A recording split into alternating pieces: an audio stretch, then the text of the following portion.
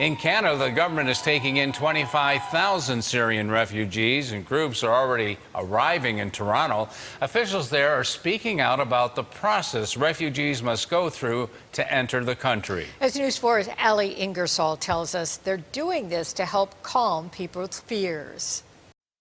It was meant to be a way in which we could begin the process of saying that we want you to be comfortable in every part of the life. Thousands of people in Ontario are stepping up to privately sponsor Syrian refugees. We have signed an agreement that we will be responsible for these 5 people for the next year. Alexis Mantel is sponsoring a family currently living in a Lebanon tent town. The family has 3 boys, ages 10, 14, and 15. But this is an opportunity to make it personal. It's to actually really see someone have the same access to the stuff that we have.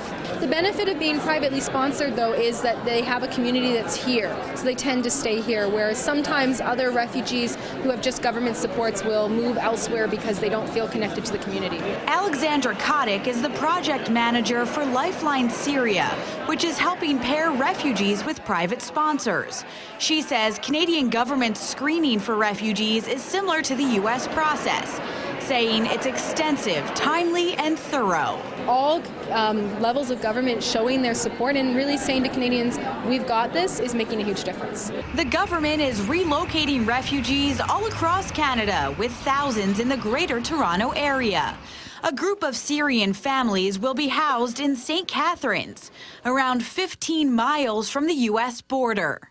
The proximity to America has some Western New Yorkers feeling uneasy. They don't belong over here. Joe is a refugee himself, coming to Western New York from Hungary in the 1940s.